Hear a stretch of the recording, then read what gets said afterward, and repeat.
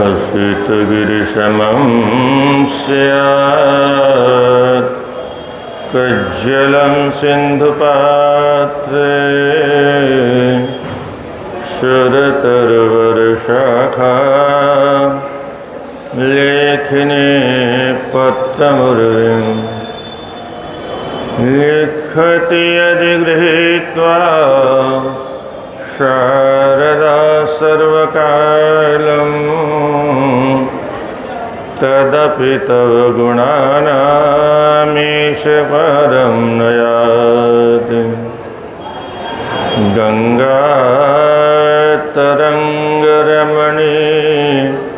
यजटाकलापं गौरी निरन्तरविभूषितवामभागम् नारायणप्रियमनङ्गमदापहारं वाराणसीपुरपतिं भज विश्वनाथं। वाराणसीपुरपतिं भज विश्वनाथं। हर हर महादेव शंभो काशी विश्वनाथ गंगे। हर हर महादेव शंभो काशी विश्वनाथ गंगे। काशी विश्वनाथ गंगे। मैया पार्वती संगे काशी विश्वनाथ गंगे। माता पार्वती संगे हर हर महादेव शंभो काशी विश्वनाथ गंगे। हर हर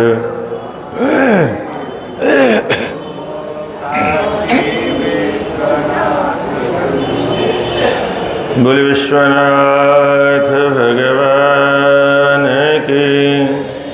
श्री जगन्नाथ भगवान की। श्री बद्रीनाथ भगवान की। श्री रंगनाथ भगवान की। श्री अयोध्यानाथ भगवान की। श्री ब्रजनाथ भगवान की। श्री लक्ष्मीनारायण भगवान की। श्री हनुमतलाल जी महाराज की। गंगा मैया की। श्री गौ माता की। सत्य सनातन धर्म की। नमः पार्वती पतये। हर हर महादेव।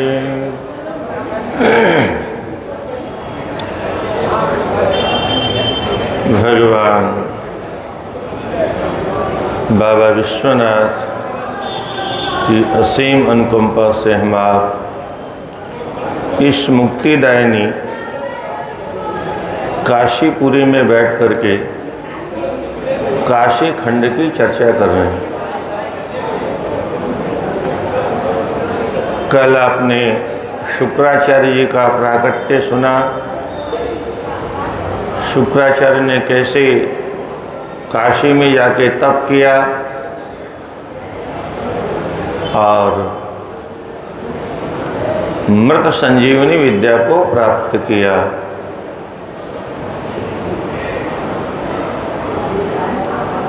इसी क्रम में मूल कथानक को ध्यान रखना चाहिए। विष्णु शर्मा नाम के मथुरा के रहने वाले ब्राह्मण वृद्धावस्था में बहुत दुखी हुए। हाय हाय हमारा जीवन सब व्यर्थ चला गया, हमने कोई भी धर्म का काम नहीं किया। और तब क्या करना चाहिए? तीर्थ यात्रा के लिए निकलते हैं और तीर्थ यात्राओं में होते हुए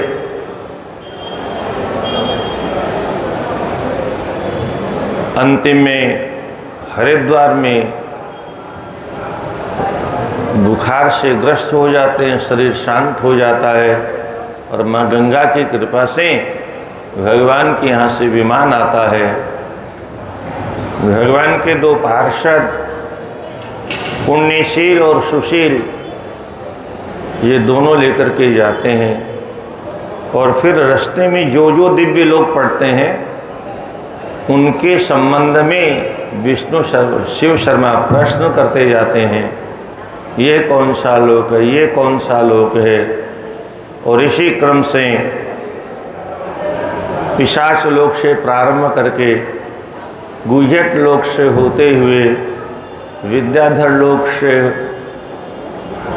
भ्रमण करते हुए अप्सरा लोक इत्यादि का भ्रमण करते हुए सूर्य लोक से होते हुए और धर्मराज और यमराज का दिव्य दर्शन करते हुए चंद्रलोक, बुधलोक और शुक्राचार्य के लोक तक का हमने कल तक भ्रमण किया। आगे जब एक और दिव्य वैभव से संपन्न लोक दिखाई दिया तो विष्णु शर्मा ने पुनः प्रश्न किया, शिव शर्मा ने, शुक्र संबंधिनी देवो कथा श्रावी मया शुहा। मैंने शुक्र से संबंधित सारी कथा सुनी परंतु मुझे संतोष नहीं होता। आप कृपा करके ये बताइए, कस्य पुण्य निधिर्लोक शोक हृत्येश निर्मलः एतदाख्यातु मुद्युक्तो भवन्तो भवतां मम। ये जो दिव्य लोक सामने दिखाई दे रहा है ये किसका लोक है? धयित्वा श्रोत्रपात्राभ्यां वाणीम् अमृतरूपिणीं न तृप्तिमधिगच्छामि भवन्मुख सुखोद्गता। आपके मुखारविंद से जो भगवत कथा रूपी अमृत की निर्झरणी झर रही है, बार बार सुनने के बाद में भी मुझे तृप्ति नहीं हो रही है। भगवान के पार्षद कहते हैं, लोहितांगस्य लोकोऽयं शिव शर्म निबोध उत्पत्तिं च वक्ष्यावो भूषितोऽयं यथा भवतु।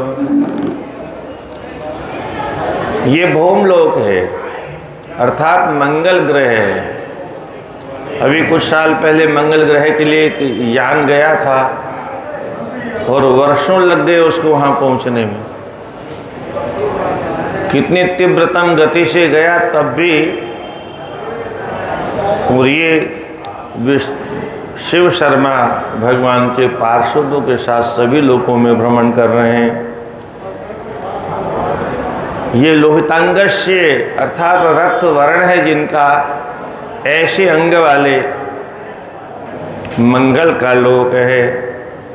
इसकी उत्पत्ति के बारे में तुम्हें बता रहे हैं, ध्यान से सुनो। पुरा तपस्यत शंभुर्दाक्षिण्यावियोगतः। जिस समय दक्ष के यज्ञ में जाकर के सती का योगाग्नि में अपने शरीर को दग्ध कर लिया गया, उस समय भगवान भोलेनाथ बहुत दुखी हुए और तपस्या कर रहे थे। तपस्या करते समय उनके ललाट से पसीना गिरा और उसी पसीने को धरती पर जब गिरा तो उसी से एक लाल वर्ण का दिव्य बालक प्रकट हो गया। वही भौमासुर है।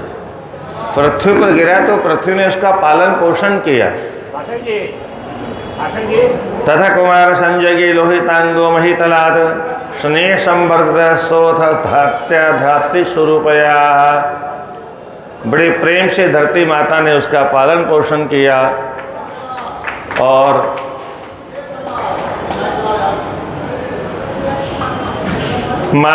माहेत्यदक्षयातिं परामेश गतः सदा तपस्तेऽपि तपोत्युग्र उग्रपुर्यां पुरानघ। हे शिव शर्मा, इस मंगल ने, भौम ने काशी में प्रवेश किया तपस्या करने के लिए और भगवान भोलेनाथ की नगरी में उग्र तप किया। भगवान भोलेनाथ का भी स्वरूप बड़ा उग्र है और उग्रपुर्याम, उग्र भगवान की पुरी में उग्र कठोर तप किया। कहाँ पर किया? अशिष्य वरुणाश्यापि सरितो यत्र शोभने, जो नद्योत्तर वाहिन्यां मिलिते जगद्धिते। जहाँ पर जगत का हित करने के लिए अशि वाराणसी, अशि और वरुणा और गंगा का संगम है, वहाँ पर तप किया। जहाँ से गंगा उत्तर वाहिनी होकर के बहती है। सर्वगोपि विश्वे गो विश्वेशो यत्र नित्यं प्रकाशते, मुक्ते सर्वजंतूनां कलोचित स्ववर्ष्मणाम्। जहाँ पर विश्वेश भगवान अर्थात विश्वनाथ भगवान सर्वत्र व्यापक होने के बाद में भी काशी में सदा सर्वदा विराजमान रहते हैं। जहाँ पर मुक्ति का भंडार भगवान भोलेनाथ ने खोल रखा है, जहाँ काल की गति का प्रवेश नहीं होता। अमृतमे भवन्ते वो मृता यत्र शरीरिणः, अनुग्रहं समासाद्य परम विश्वेश्वरस्य। मरने वालों को अमृत पद देते हैं अर्थात मोक्ष पद प्रदान करते हैं। पुनर्भव देहास्ते ये विमुक्ते तनुत्यज, बिना सांख्येन योगेन विना नानाव्रतादिभिः। अन्यत्र तो अर्थात दूसरे तीर्थों में तो तप करने के बाद, यज्ञ करने के बाद योग के द्वारा परमात्मा को प्राप्त किया जाता है, मुक्ति को प्राप्त करने के साधन किए जाते हैं। पर यहाँ किसी योग की आवश्यकता नहीं, किसी सांख्य योग की जरूरत नहीं। बिना किसी योग के, बिना किसी व्रत के, बिना किसी अनुष्ठान के, चींटी से लेकर के हाथी तक सबकी मुक्ति होती ही होती। संस्थाप्य लिंगम विधिना स्वनामनांकार केश्वरम, पांचमुद्रे महास्थाने कमला श्वेतरोत्तरे। पंच पीठ के स्थान पर इन्होंने अपने नाम के लिंग की स्थापना की और वहाँ पर कमलेश्वर के उत्तर भाग में बैठकर के तपस्या करना प्रारंभ किया। कब तक तपस्या की? शरीर के रोम रोम से जब तक आग नहीं निकलने लगी तब तक तप करते रहे। रोम रोम से जब तपस्या का तेज प्रस्फुटित होने लगा, इसलिए इनका नाम अंगार पड़ गया, अंगारे के समान। तपस्या का तेज कैसा होता है ये तो इन ग्रंथों को पढ़ने पर पता चलता है। बाद में इनको भगवान भोलेनाथ उसी शिवलिंग से प्रकट हुए और इनको ग्रह पद प्रदान कर दिया। अंगारक चतुर्थ्याम ये स्नात्वोत्तरवहम वशी। मंगलवार का दिन हो और चतुर्थी हो, उस समय उत्तर वाहिनी गंगा में स्नान करके जो मानव इनकी अर्चना करता है उनको कभी मंगल ग्रह की पीड़ा नहीं सताती है। अंगार की न संयुक्ता चतुर्थी लव्यते यदि उपराग अथवा चतुर्थी तिथि हो और ग्रहण लग गया हो तो उस समय में जो भी मनुष्य जब तब पूजा पाठ साधना करता है उसका अक्षय फल प्राप्त होता है। श्रद्धया श्राद्धैवे चतुर्थ्यंगारयोगतः तेषां पितॄणां भविता तृप्ति 12 वार्षिकी। चतुर्थी तिथि हो और मंगलवार हो, उस समय जो यहाँ आकर के श्राद्ध करता है अपने पितरों के निमित्त, तो 12 वर्ष के लिए उसके पितरों की पूर्ण तृप्ति हो जाती है। अंगारक चतुर्थ्यां तो पुरा यज्ञे गणेश्वरः एत एव तु तत्पर्वं प्रोक्तं पुण्य समृद्धये। किसी समय भगवान गणेश्वर ने यही यज्ञ किया था अंगारक के पास। एक भक्त व्रती तत्र संपूज्य गणनायकं किंचित दत्त्वा तमुद्दिश्य न विघ्नैरभिभूयते। गणनायक भगवान का ध्यान करके एक समय भोजन करता हुआ यहाँ यदि किंचित दान पुण्य किया जाता है, उसको जीवन में कभी ग्रहों का विघ्न उपस्थित नहीं होता। अंगारेश्वर भक्ताये, जो वाराणसी में अंगारक अर्थात भौम मंगल के भक्त होते हैं, वो मृत्यु के बाद में किसी लोक में जाकर के उनको निवास मिलता है। क्रम से कथा चल ही रही थी, तब तक एक और दिव्य लोक आ गया। शिव शर्मा ने पूछा, महाराज ये कौन सा दिव्य लोक है? तो कहते हैं इत्थ्यम कथयतो रेव रम्यां पुण्यवतीं कथां भगवद्गणयो प्राप नेता तिथ्यम गुरु पुरी। भगवान के पार्षदों ने कहा, ये देवताओं के गुरु की नगरी है, बृहस्पति लोक है ये। यहाँ गुरुदेव बृहस्पति रहते हैं। नेत्रानंद करें दृष्ट्वा, ये नेत्रों को आनंद देने वाली अति उत्तम नगरी है। सखे सुखम समाख्यावो नानाख्येयं तवाग्रत। ध्यान से सुनो, अद्वखेदापनोदाय पुनरस्य पुरः कथां। संसार में भटकते हुए प्राणी को सभी प्रकार के कष्टों से विघ्नों से दूर करने की क्षमता गुरुदेव बृहस्पति के पास में है। विधिर्विशिष्टतः पूर्वं त्रलोकी रचना मुदाः आयुराशुच्युतः सप्तः मानसा स्वस्य सन्निभाः। जिस समय विधाता ने सृष्टि करना प्रारंभ किया, उस समय सबसे पहले सप्तऋषियों को उत्पन्न किया अपने संकल्प से,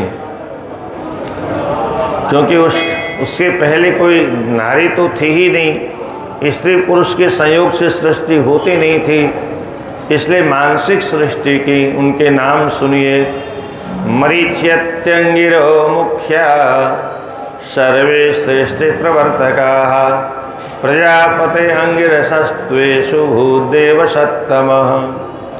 मरीचि, अंगिरा, भृगु, वशिष्ठ, अत्रि, उलह, उलस्त्य, ये सब 7 ऋषि थे।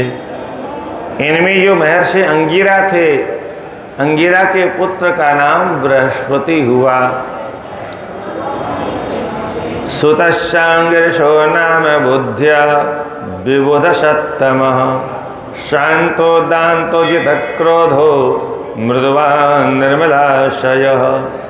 गुरु कैसा होता है, गुरु के अंदर कितने गुण होने चाहिए, तो बताते हुए कहते हैं, ये जो महर्षि अंगिरा के पुत्र हैं, ये बुद्धि में बड़े विमल हैं, सबसे देवताओं में सबसे श्रेष्ठ बुद्धिमान हैं, शांत रहते हैं। बुद्धिमान व्यक्ति की पहचान क्या है? ज्ञानी व्यक्ति की पहचान क्या? हमेशा शांत रहना। अज्ञानी बात बात में लड़ाई करता है, मूर्ख व्यक्ति बात बात में महाभारत करता है। दांतः जो ज्ञानी होता है वो अपनी इंद्रियों पर कंट्रोल रखता है, अपनी इंद्रियों पर को संयम में रखता है, वो इंद्रियों का गुलाम नहीं होता। अज्ञानी लोग इंद्रियों के गुलाम होते हैं। जिस इंद्र ने जो कह दिया बस उसी के पीछे भाग लिए हम, और भागते भागते भागते भागते रोटी कपड़ा और मकान, रोटी कपड़ा और दुकान, रोटी कपड़ा और मकान, रोटी कपड़ा और दुकान, निकल गए प्राण तो अब चलो शमशान। क्या रोटी कपड़ा और मकान, निकल गए प्राण तो अब चलो शमशान। बस इससे ज़्यादा कुछ नहीं जीवन है। दौड़ते रहो दौड़ते रहो, दौड़ते दौड़ते इंसान हाय धन के चक्कर में समय से खाता नहीं, समय से पीता नहीं, शरीर बर्बाद हो जाता है। अब तो बहुत रोग हो गए महाराज, तो अब दवा खाओ। कमाया किस लिए? रोगों को बुलाया हमने, अब रोगों को दवा करो। जो कमाया उसको खर्चा करो, क्या काम आएगा? इसी शरीर से कमाया और इसी में अब लगाओ। बोले अब तो सब पैसा खत्म हो गया, अब कोई पूछता ही नहीं है। अब बेटे बहू से बात करो, बोले बात ही नहीं करते। कर्जा ले लो, बोले तुम कर्जे की बात करते हो, यहाँ खाने को आटे का घाटा हो रहा है, कर्जा कौन देगा? और भागो, बोले भागने की हिम्मत नहीं है। अब तो शमशान की तैयारी कर रहे हैं। भाई इतना सा जीवन है मनुष्य का, छोटा सा जीवन है। उस छोटे से जीवन में न जाने कितने प्रपंच पालता है, तो शांत नहीं रहता है। क्यों? इंद्रियों पर कंट्रोल नहीं है। जे तक क्रोध हो, गुरु कैसा होना चाहिए? क्रोध पर जिसे विजय प्राप्त कर ली हो, मृदुवान मधुर भाषी होना चाहिए, निर्मल आशय, अंतःकरण जिसका निर्मल हो, छल कपट नहीं हो, केवल संसार को लूटने के लिए नहीं। वेद वेदार्थ तत्वज्ञ कलाश कुशलो मलः पारदेश्वा तो सर्वेषां शास्त्राणां नीतिवित्तमः। वेद और वेदार्थ का ठीक से अध्ययन किया, केवल वेदाध्ययन नहीं, वेदार्थ भी आना चाहिए। वेदों का पठन पाठन तो सरल है, बार बार बोलेंगे तो याद हो जाएगा, पर वो वेदार्थ नहीं आता, वेद मंत्रों का अर्थ नहीं आता, तो बिना अर्थ के हर मंत्र व्यर्थ है, कोई लाभ मिलने वाला नहीं उससे। तो वेद वेदार्थ तत्वज्ञ कलाश कुशलो मलाह, संपूर्ण कलाओं में कुशल, मन जिनका सदा सर्वदा निर्मल रहता है। पारदृश्वा, दूरदृष्टि वाले, सर्वेषां शास्त्राणां नीतिवित्तमः, सभी शास्त्रों की नीतियों को विधि पूर्वक अच्छी तरह से जानते हैं, ऐसे गुरुदेव बृहस्पति हैं। और कैसा होना चाहिए गुरु? गुरुहितोपदेष्टा हितकृद हितात्य हितः सदा, रूपवान शील संपन्नो गुणवान देश कालवित। हितोपदेष्टा, शिष्यों को जो हमेशा उनके हित का उपदेश करे, केवल अपने हित का नहीं। अपना मठ मंदिर बनाना, लाओ पैसा लाओ पैसा लाओ पैसा, हाय धन।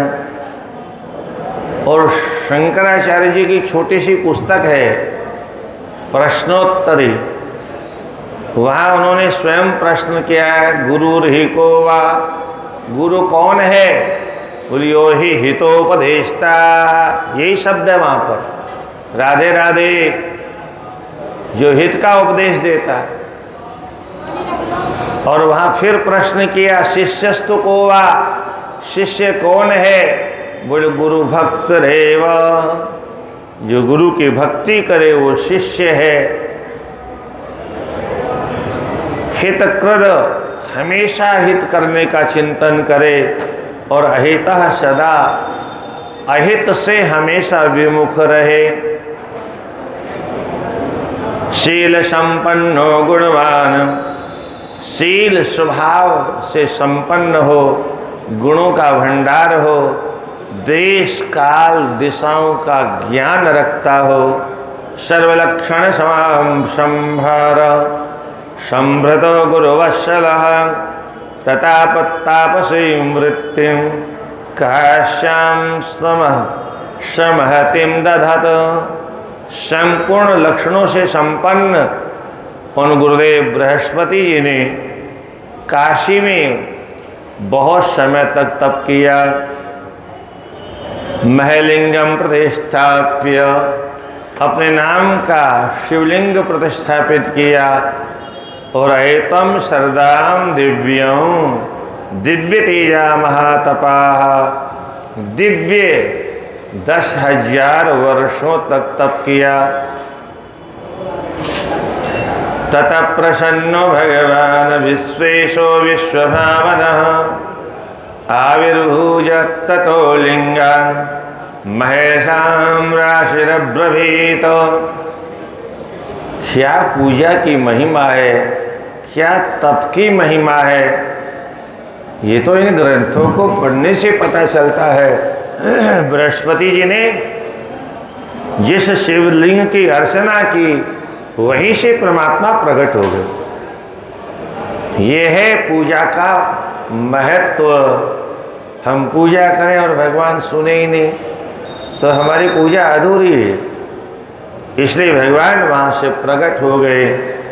और यहाँ पर काशी खंड में जितनी भी कथाएं हैं, जितने भी भक्त हैं, जितने शिवलिंगों का प्रतिष्ठापन करने के बाद पूजन किया, सभी को दर्शन देने के लिए भगवान भोलेनाथ उसी शिवलिंग से प्रकट हो गए, कहीं बाहर से नहीं आए। मूर्ति में से परमात्मा प्रकट हो गए। वो निर्गुण निराकार मूर्ति है, वही से साकार बन के प्रकट होने का तात्पर्य है। परमात्मा निर्गुण भी है, परमात्मा सगुण भी। जय शंकर शांत शशांक रुचि, रुचिरार्थ सर्वद सर्वसुचे, शुचिदत्त गृहीत महोपहृते, श्रितमुख भक्त जनों दत्तापतते। बड़े लंबे स्तुति की। बृहस्पति है बुद्धि के भंडार, उनके पास में स्तुति की क्या कमी है। तत् सर्वहृदं वरदनते, नत वृजन महावनदाह कृते, कृत विविध चरित तन सुतनो, तन विशेख विशोषण घे निधि, वेदनादि विवर्जितो, निधनादि विवर्जितो, कृतन कृतो, कृति विहित मनोरथ पन्नगभृत, नगभृत श्रुतार्पित वामवपुः, स्ववपुः परिपूरित सर्व जगत। आइए कुछ इसका भावार्थ समझने का प्रयास करते हैं। हे संग कल्याण करने वाले भगवान, आपकी जय हो, जय हो, जय हो। हे शशांक रुचे, चंद्रमा के समान चमचम चमाता हुआ आपका दिव्य तेजो में जो वपु है वो बहुत सुंदर है। ऐसे आपको बारंबार प्रणाम है। रुचिरार्थ दह, हे भगवान, आप अपने भक्तों को जो उनकी रुचि होती है वही उसको प्रदान कर देते हैं। कितना प्रदान कर देते हैं? मुट्ठी दो मुट्ठी बोले, सर्वदा पूरा का पूरा दे देते हैं। स्वयं भले ही शमशान में रहते हैं। राधे राधे, राधे राधे। क्या फायदा इतने दूर आने से? सर्वशुचि, सभी प्रकार से भगवान पवित्र हैं। और आगे एक बहुत प्यारी बात लिखी है, शुचिदत्त गृहीत महोपहृते।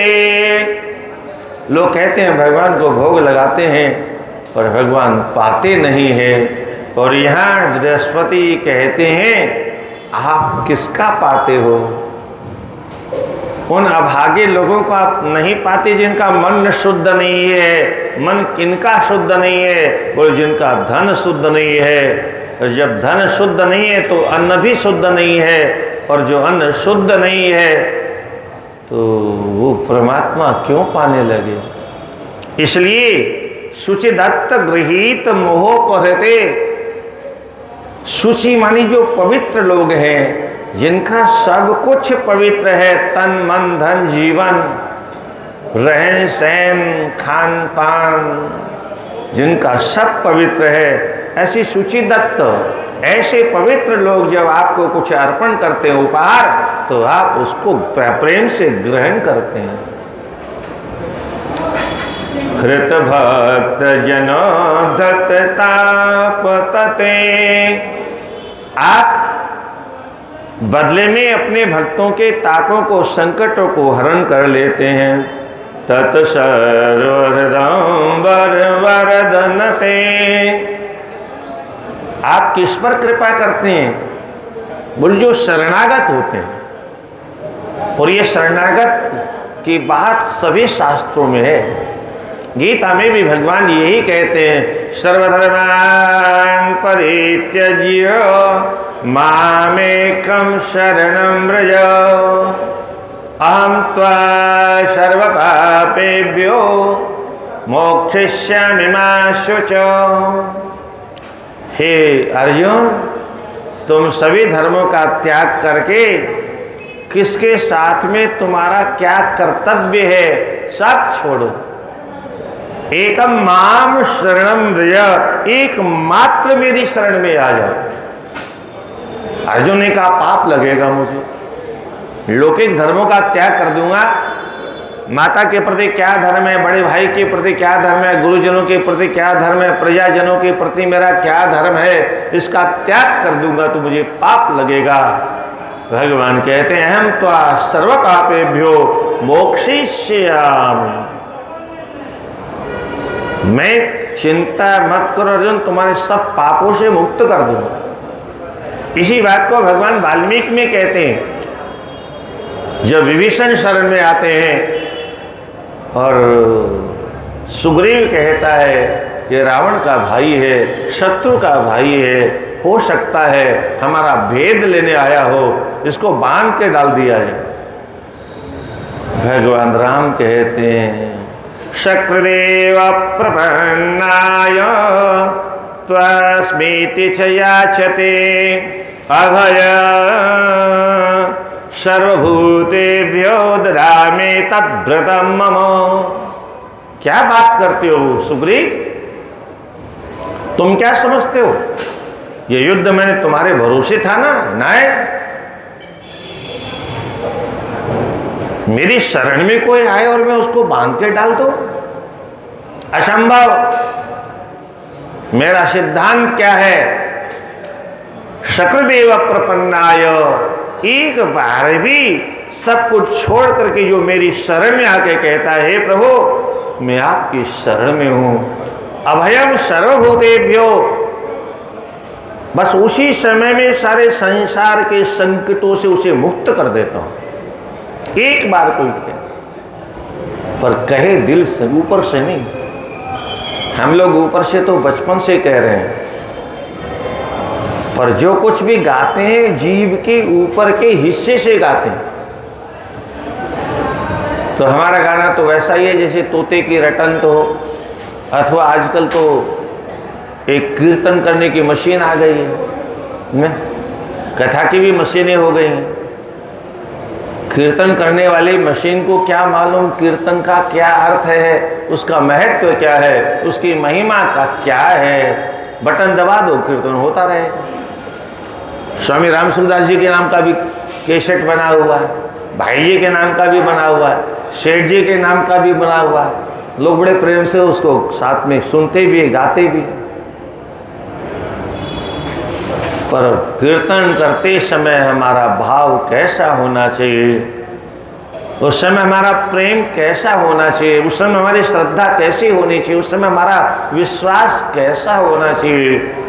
जब तक वह विश्वास दृढ़ नहीं होगा, श्रद्धा निर्मल और पवित्र नहीं होगी, तब तक कीर्तन चाहे जितना कर लो। तो मशीन की तरह से हम कीर्तन कर रहे हैं। ऐसे भजन गाते हैं, सारे भजन माताओं को याद है। नई पीढ़ी की बात नहीं कर रहा, नई पीढ़ी तो सिनेमा की गंदी गालियां जानती है, बाकी भजन तो एक भी नहीं जानती, क्योंकि उन्होंने मैकाले की शिक्षा पढ़ी और सिनेमा देखा, उससे ज़्यादा कुछ जानते नहीं। और अब मोबाइल जो आ गया, टीवी आ गया, इसने पूरे समाज का संस्कार चौपट कर दिया। इस सिनेमा ने और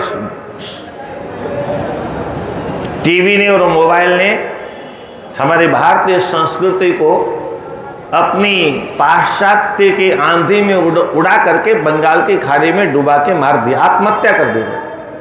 कोई संस्कार कभी दूर दूर तक दिखाई देता नहीं। बाहर से तो पवित्रता दिखाई देती है, क्या घर चमाचम होना चाहिए, कपड़े चमाचम होना चाहिए, सेंट ऊंट लगा करके सुगंध भी चमाचम होनी चाहिए। ये ऊपर वाले ये सब नहीं देखते। हमारा पाश्चात्य संस्कृति का समुदाय कहता है बाहर से सफाई होनी चाहिए, पर हमारी भारतीय संस्कृति कहती है सफाई भीतर होनी चाहिए। हमारा मन, हमारी बुद्धि, हमारी इंद्रियां, हमारा अंतःकरण, हमारे विचार वो पवित्र हो, वो नहीं। तो ये बाह्य सफाई परमात्मा को प्रसन्न नहीं कर सकती। भीतर सफाई करने के साधन गायब हो गए। इन ग्रंथों को हम पढ़ते ही नहीं, सफाई होगी कहाँ से। तो पवित्र जन निधनादि विवर्जित कीर्तन कृति ही जो पुण्यशाली हैं, जो काशी धाम में आकर के वास करते हैं, उनको सबको आप मुक्ति प्रदान करते हो। हे भगवान, आपका आदि और अंत नहीं है, आप ही सृष्टि का निर्माण करते हैं, पालन करते हैं, संहार करते हैं।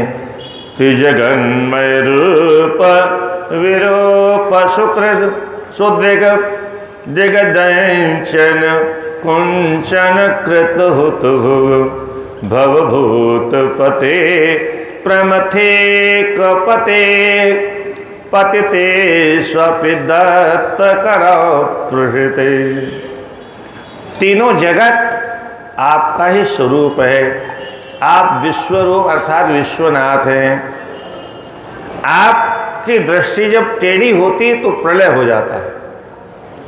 हे भव, आप संपूर्ण प्राणियों के पति हैं। भूतपति का मतलब वो भूत नहीं, प्रेत नहीं।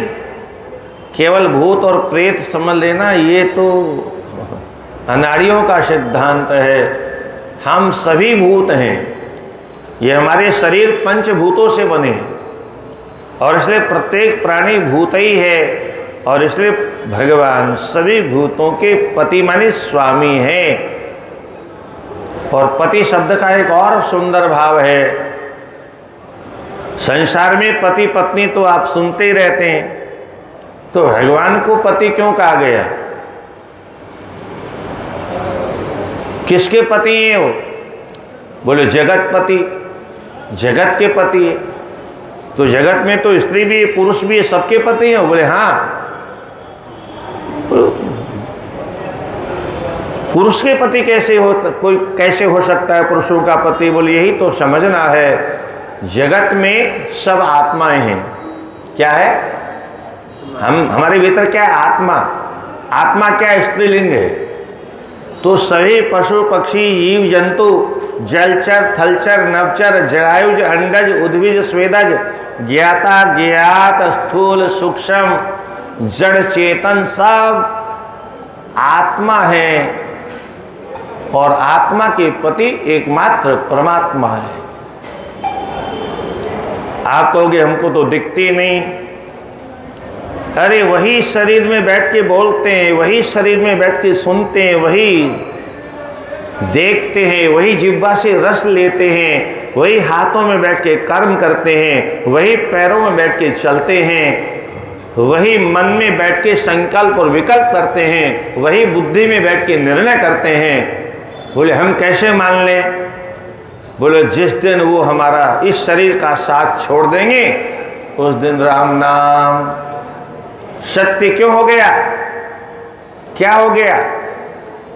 तुम आंख से देखते थे, आंख अब भी है, देखते क्यों नहीं हो? कानों से अगर सुनते हो तो कान अब भी है, सुनते क्यों नहीं हो? मुंह से खाते थे तो अब क्यों नहीं खाते हो? अच्छा, कोई शाम को किसी डोकरी का निधन हो जाए और रात को 12 बजे उठ के अचानक ए बहू रोटी ला दे, तो क्या होगा?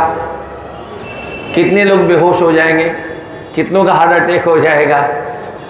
रोज बोलती थी डोकरी, रोज रोटी मांगती थी, कोई बेहोश नहीं होता था। पर भगवान के साथ छोड़ने के बाद अब वह केवल हमें भूत दिखाई देता है, अब वह हमारा संबंधी रिश्तेदार नहीं दिखाई देता है। इसलिए हमारे शरीर के अंदर इंद्रियां तो सब रहती है मरने के बाद में भी, पर किसी भी इंद्रिय में कार्य शक्ति नहीं रहती, सामर्थ्य नहीं रहती। और इसी से सिद्ध होता है परमात्मा जब तक हमारे इस शरीर में है तभी तक हम सब कुछ कर सकते हैं। डॉक्टर भी तभी तक है, कलेक्टर भी तभी तक है, मंत्री भी तभी तक है, प्रधानमंत्री भी तभी तक है, पति पत्नी माता पिता भाई बहन बेटा बेटी तभी तक है, ये मोबाइल भी तभी तक चलेगा, टीवी भी तभी तक देखेंगे, ये गंदे सिनेमा की गालियां भी तभी तक गाएंगे जब तक वो भीतर बैठा है। उसके साथ छोड़ते ही दुनिया साथ छोड़ देगी, फिर कोई पूछने वाला नहीं। अब तो कथा में बैठ के भी लोग मोबाइल चला लेते हैं, क्योंकि कथा अच्छी लगती नहीं है, क्योंकि पाप इतने हमारे इस सिनेमा देख देख करके वो मोबाइल देखते इतने पाप सर पर चढ़ गए हैं कि ये कथाएं अच्छी लगती नहीं। अब तो चरित्रहीन हीरो जब कुछ बोलेगा, ठुमका लगाएगा, चरित्रहीन कोई निसनिया नाचेगी तो हमारा मन लगेगा। ये हमारे सनातन धर्मावलंबियों का सबसे बड़ा दुर्भाग्य है कि इन ग्रंथों को हमने पढ़ना छोड़ दिया। केवल टीवी में काली की शिक्षा, ऊपर से सिनेमा का तांडव, इसलिए हमें धर्म और अधर्म क्या इसका ज्ञान ही नहीं है। मंदिर में किसी के साथ आ भी जाते हैं तो वहां बैठ के भी पाप करते हैं, कथा में भी बैठ के तो वहां भी पाप करते हैं। शिवदेवश गिरीश महेश विभो विभवा प्रद गिरीश शिवेश मृड मृडयोडुपते जगत्तय कृतयंत्रण भक्ति विघात कृता। हे शिव, कल्याण करने वाले भगवान, हे देव, हे देवेश, हे गिरि हिमालय के स्वामी, हे व्यापक विभव परमात्मा, संपूर्ण जगत को विभव प्रदान करने वाले, ऐश्वर्य प्रदान करने वाले, हे शिवा के स्वामी, हे ग्रह नक्षत्रों के मालिक, आप अपने भक्तों के जीवन में आए विघ्नों को मिटाने वाले हैं। बड़े लंबे स्तुति की बृहस्पति जी ने भगवान प्रसन्न हो गए। इति स्तुत्वा महादेवं वीररामांगिरसुतः व्यचरच्च महमहेशानः स्तुत्या तुष्टवरान् बहून्। स्तुति को सुन के प्रसन्न हो गए और कहा, मैं तुम्हारे ऊपर प्रसन्न हूँ, वरदान मांगो। महादेव जी कहते हैं, बृहता तपसानेन। बृहस्पति नाम क्यों पड़ा? किसको कहते हैं बृहस्पति? अर्थ क्या है इसका?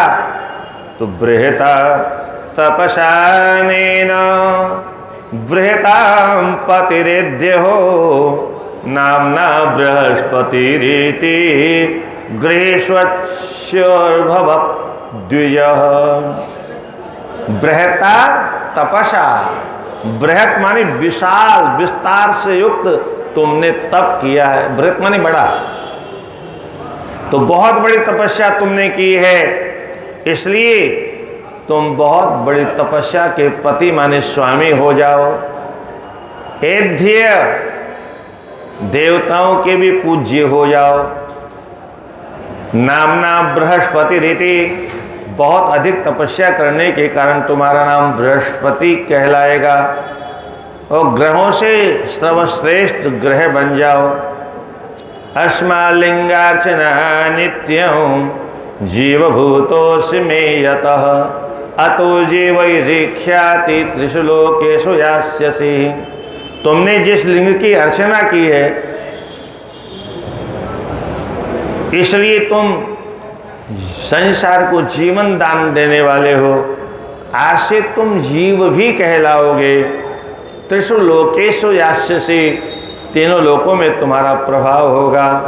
वाचां प्रपंचे चतुरे निष्प्रपंचो यतस्तुतः अतो वाचां प्रपंचस्य पतिर्वाचस्पतिर्भवः।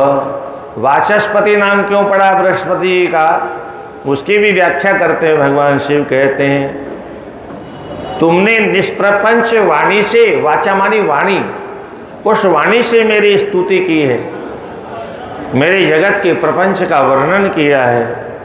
तो वाचा मानी वाणी से मेरे संपूर्ण जगत के रचे हुए प्रपंचों का वर्णन किया है, इसलिए तुम वाच मानी वाणी के पति कहलाओगे। वाणी के पति का अर्थ हुआ वाचस्पति। आजकल तो वाचस्पति डिग्री भी मिलती है। अतो वाचां प्रपंचस्य पतिर्वाचस्पतिर्भवः अस्य स्तोत्रस्य पठनाद। ये जो बृहस्पति ने जिस स्तोत्र का उच्चारण किया, कितना महत्वपूर्ण स्तोत्र है, विशेष करके विद्यार्थियों के लिए, छात्रों के लिए। स्टूडेंट तो ये संस्कृत पढ़ना जानते ही नहीं, तो वहाँ से तो कोई मतलब ही नहीं है। जो छात्र हैं वो इसका पठन पाठन करेंगे। वाग द्याच यम तस्य स्यात् संस्कृतः वाणी त्रिवर्षे त्रिकालतः। 3 वर्षों तक प्रातःकाल, मध्याह्न काल और सायंकाल, तीनों समय इस बृहस्पति स्तोत्र के द्वारा अगर कोई छात्र भगवान बृहस्पति का यजन करता है, पाठ करता है, तो वह बुद्धिमान हो जाता है, उसकी वाणी निर्मल हो जाती है। इसलिए छात्रों को इसका पाठ अवश्य करना चाहिए। समत्पन्ने महाकार्येण सबुद्धिया प्रहीयते यः पठिष्यत्यतः स्तोत्रं वाव्याख्यानं दिने दिने। जो मंद विद्यार्थी, उनको इसका पाठ अवश्य करना चाहिए, क्योंकि इस पाठ से बुद्धि का विकास होता है। दिने दिने, दिन प्रतिदिन बुद्धि का विकास होता चला गया। अस्य स्तोत्रस्य पठनान्ने नियम अवसन्निधो दुर्वृत्तौ प्रवृत्तस्याद्विवेको वतां नृणाम्। इस स्तोत्र का भगवान भोलेनाथ कहते हैं, जो मेरे सानिध्य में पाठ करेगा उसके दुर्विचार नष्ट हो जाएंगे, सद्गुणी हो जाएगा।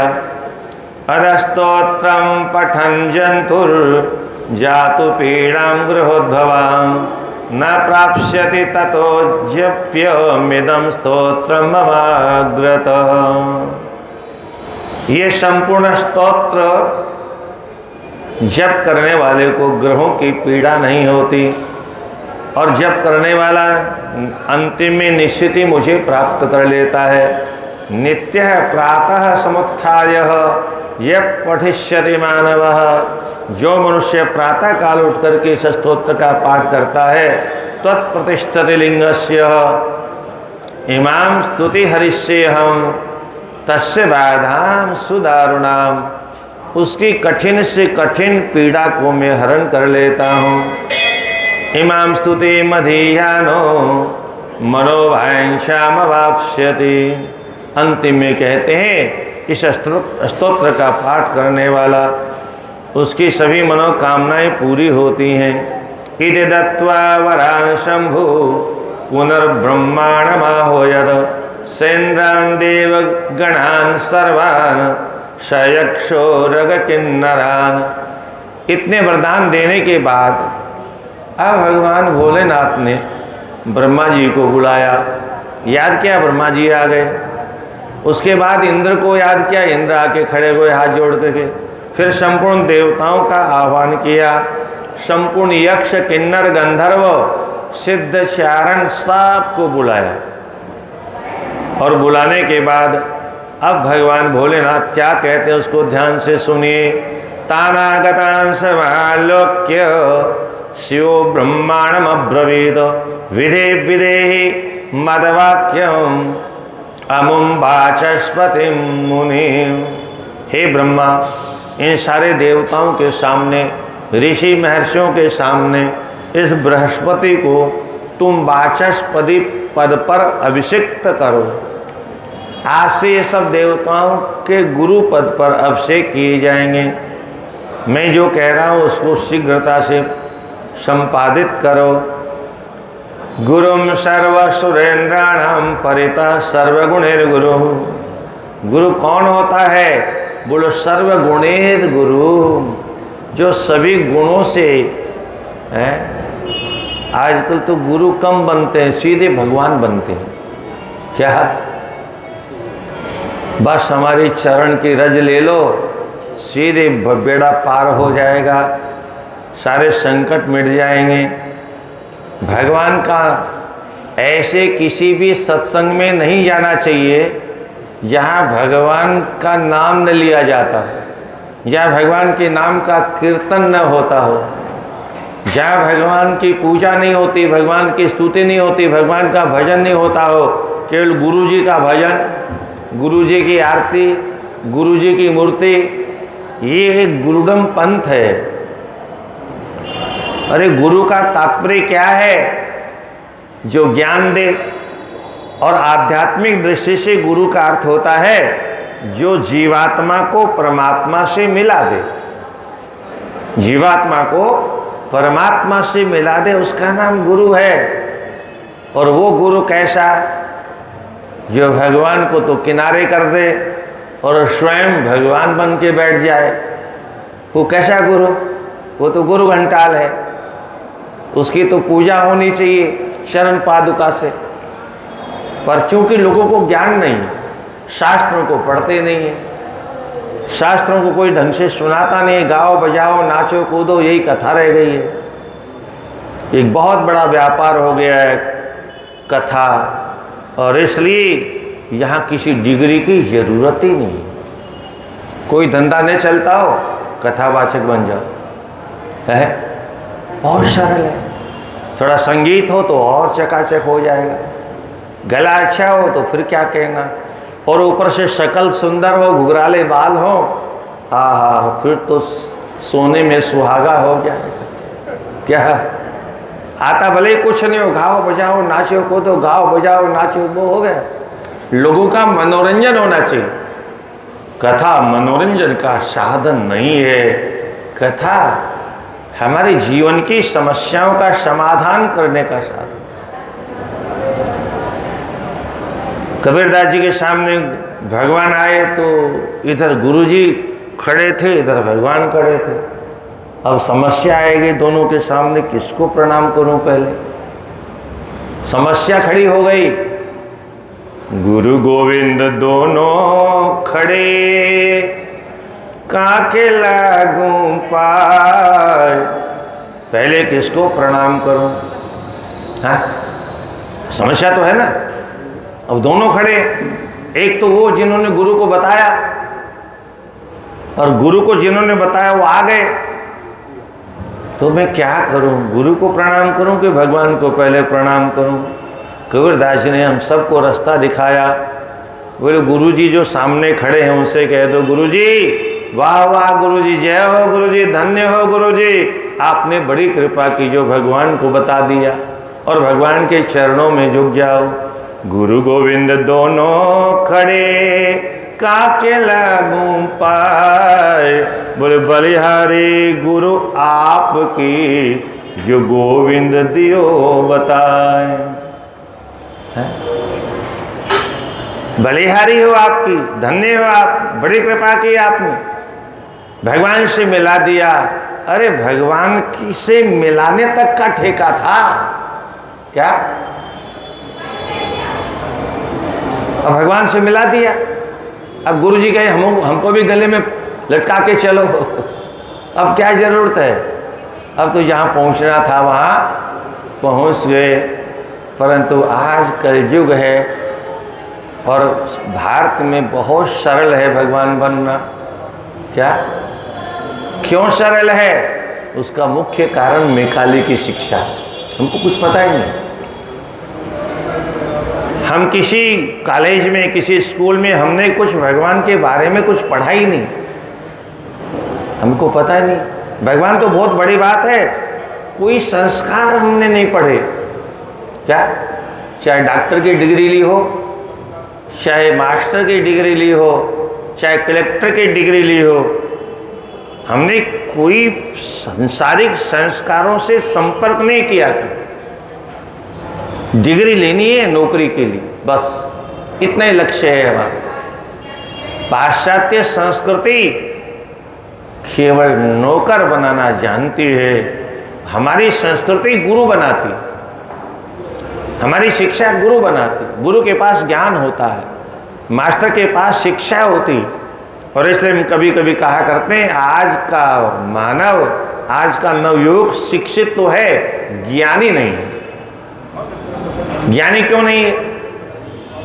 अब विदेशियों के ग्रंथों को पढ़ के शिक्षित तो हो गया, शिक्षा प्राप्त कर ली, डिग्री प्राप्त कर ली, नौकरी प्राप्त कर ली, अब क्या करेगा? अब केवल 2 नंबर का, 10 नंबर का, 20 नंबर का है। विवाह शादी करने जाते तो लोग पूछते हैं ऊपर वाली आमदनी है कि ऐसी नौकरी है सीधी सीधी? अगर सीधी सीधी नौकरी है तो कुछ नहीं होगा उससे, ऊपर वाला धंधा है कि नहीं साथ में बताओ।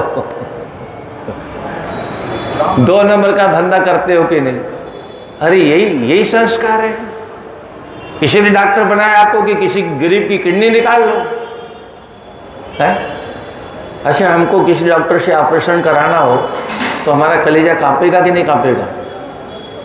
एक दिन ऐसा अविश्वास हो जाएगा, सब ऐसे नहीं हैं, पर कुछ लोग ऐसे हैं। अभी कोरोना काल में लोगों ने खूब कमाया। क्या? कुछ लोगों ने सेवा करके अपनी जान की बाजी भी लगाई। डॉक्टर एक भगवान होता है। डॉक्टर कौन होता है? भगवान होता है। एक भगवान ने पहला जीवन दिया और उस जीवन में कोई गड़बड़ी आ गई तो वो भगवान तो आने वाले नहीं। अब तो डॉक्टर और वैद्य ही भगवान है, वो दूसरा जीवन देते हैं। पर वो कैसे डॉक्टर हैं, कैसे भगवान है जो उसकी जीवन की जीने की विधि छीन लेते हैं, भीतर की मशीनें निकाल लेते हैं। बोले पैसा कमाना है, कहाँ ले जाओगे पैसा? पैसा तो यहीं रह जाएगा, पैसा तो साथ जाएगा नहीं। चाहे लखपति हो, चाहे करोड़पति हो, चाहे अरबपति हो, चाहे खरबपति हो, पैसा तो सब यहीं ले रह जाएगा। बाकी ऊपर अगर ये शास्त्र सत्य है, और सत्य है ही, क्योंकि जिसने इस पृथ्वी का निर्माण किया, सूर्य का, अग्नि का, जल का, वायु का, इतने सारे वैज्ञानिकों का बनाया हुआ सब नहीं है, ये ईश्वर का बनाया हुआ है। इसलिए ईश्वर की व्यवस्था बहुत दुरुस्त है। यहाँ से जाने के बाद बहुत मार पड़ेगी। तो हमारी सनातन संस्कृति में केवल तत्काल के लिए हम काम नहीं करते। क्या? अगले जन्म के बारे में भी सोचते हैं, उससे अगले जन्म के बारे में भी सोचते हैं। और हम कोई ऐसा काम न करें कि हमारे पूर्वजों को भी उत्तम लोक में गए हो तो वहां से वो नरक में चले जाएं, हमको ये भी सोचना, हमारी पीढ़ी बर्बाद न हो जाए। आज तो मम्मी को यही पता नहीं कि ये मोबाइल में जिस बच्चे को दे रहे हो उसकी ज़िंदगी खराब होगी कि नहीं होगी, है? आज तो इतना भी ज्ञान नहीं, उसको क्या पढ़ी है भाई, है? गीता नहीं, भागवत नहीं, रामायण नहीं, या तो टीवी देखेंगे बच्चे या मोबाइल देखेंगे। क्यों है ऐसा? क्योंकि उनको भी कोई ज्ञान नहीं है, उन्होंने भी मैकाले की शिक्षा पढ़ी है, उन्होंने भी सिनेमा देखा है, उसे आगे कुछ जानते नहीं हो। कथा वार्ताओं में हमको कोई अच्छी संस्कार मिलते नहीं, कोई ज्ञान मिलता नहीं। तो ज्ञान तो इन ग्रंथों में मिलता है, बाकी सब शिक्षा है। आप कहोगे ज्ञान में और शिक्षा में अंतर क्या है?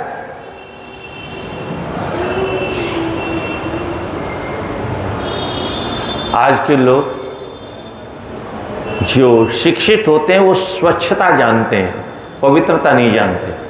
क्या? स्वच्छता तो जानते हैं, और मोदी जी स्वच्छ अभियान चलाते हैं, परंतु मोदी जी कहाँ कहाँ झाड़ू लगाएंगे? मैं मोदी जी से कभी कभी पूछा करता हूँ, बाहर सड़क पर तो आप झाड़ू लगा दोगे अथवा कभी लगवा दोगे फोटो खिंचवाने के लिए, पर हमारे भीतर जो बीमारियाँ, जो कूड़ा करकट भरा हुआ है, ये विदेशी शिक्षा ने और सिनेमा वाले चरित्रहीन हीरो हीरोइनों ने जो भर दिया, उस कूड़े को कैसे साफ करें?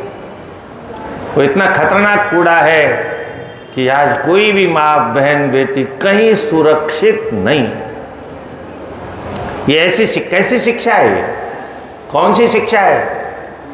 हम लोग जब बच्चे थे तो सभी भाई बहन होते थे गांव में, भाई बहन के अलावा कुछ नहीं होता।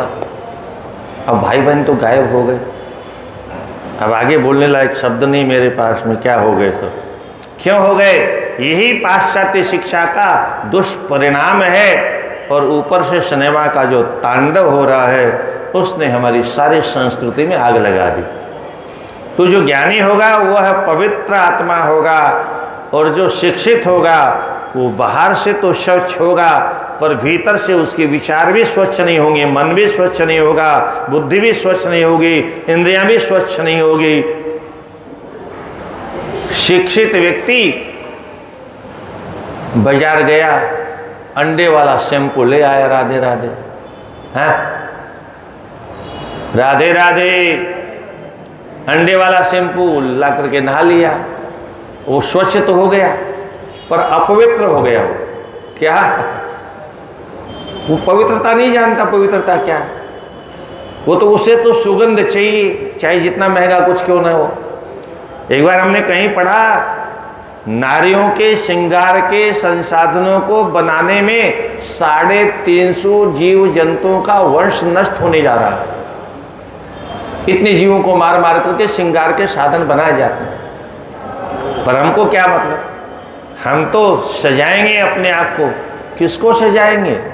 इस हाड़बास के पुतले को? ये सज जाएगा? है?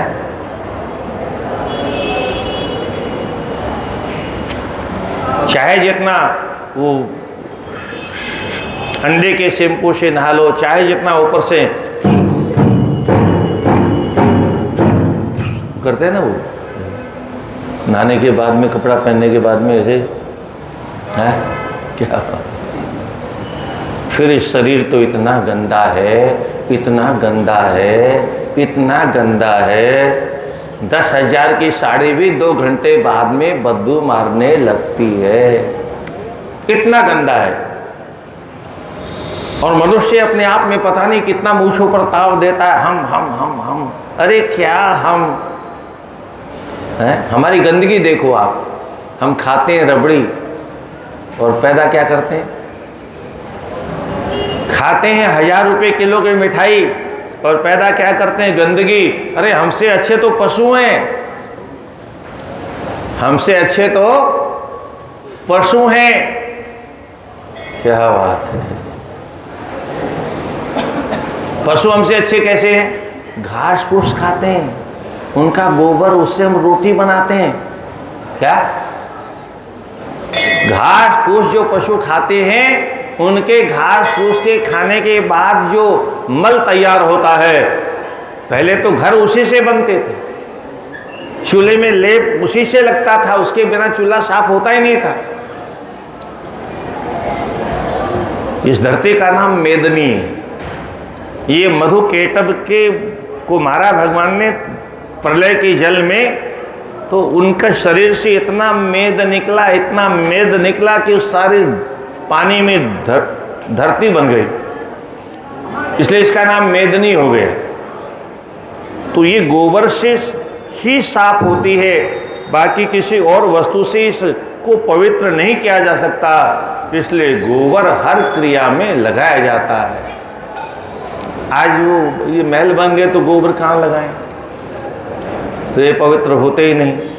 तो इसलिए कहने का तात्पर्य, हम जो रबड़ी मलाई सेव संतरा क्या क्या खाते हैं, उससे मल वो देखने लायक नहीं होता, छूने लायक नहीं होता, पर गाय भैंस भेड़ बकरी घास खाने के बाद में भी जो गोबर तैयार करते हैं, उससे एक नंबर की रसोई बनती है, एक नंबर की, निरोग निर्मल निरामय, जिसको खाने पर रोग होते ही नहीं। एक नंबर की रसोई गाय के गोबर कंडे से बनती है, 2 नंबर की रसोई लकड़ी से बनती, 3 नंबर की रसोई लकड़ी के कोयले से, 4 नंबर की रसोई पत्थर के कोयले से, 5 नंबर की रसोई मट्टी के तेल से, 6 नंबर की रसोई गैस से। क्या 6 नंबर की रसोई गैस से बनती है, और गैस से रसोई बनेगी तो गैस तो पेट में होगी खा जाओगे।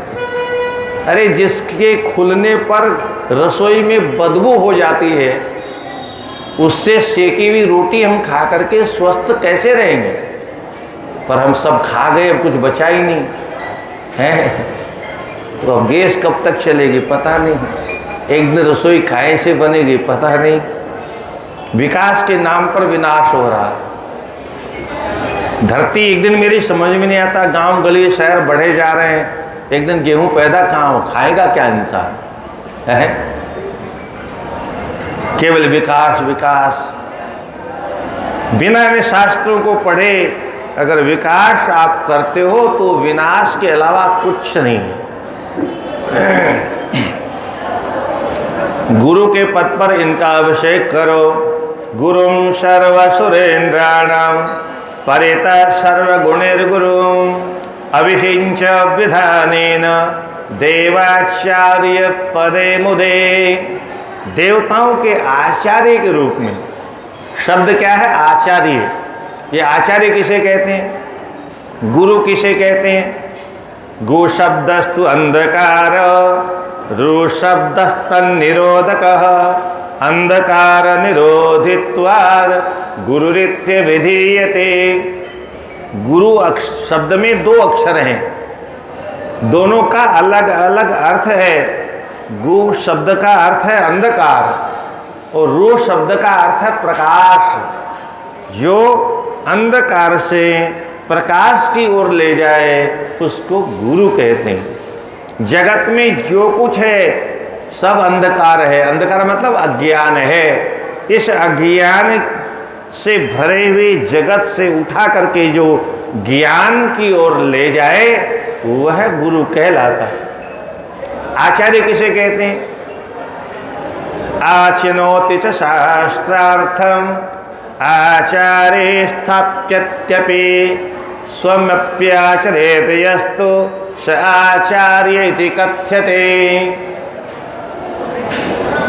संसार में जितने भी वेद शास्त्र पुराण हैं, सभी शास्त्रों की क्यारियों से एक एक पुष्पों का चयन करे और चयन करने के बाद मनुष्यों का, अपने शिष्यों का जो श्रृंगार करे, क्या उनको सद्गुणों से सजाए और उनसे सत्कर्म करवाए, सत्कर्म करने की प्रेरणा प्रदान करे और स्वयं भी आचरण करे। ये नहीं कि केवल उपदेश दे।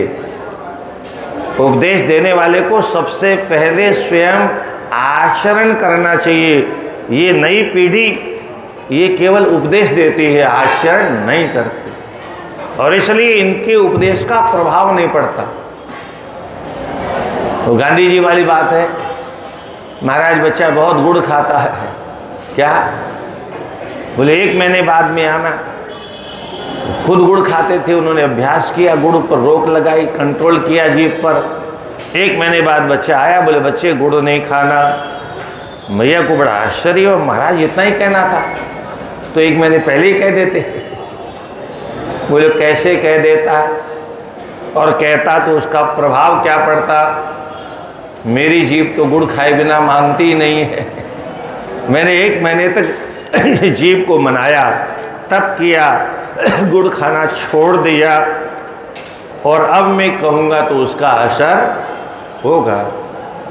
आज कथाओं का कोई लाभ क्यों नहीं होता समाज में?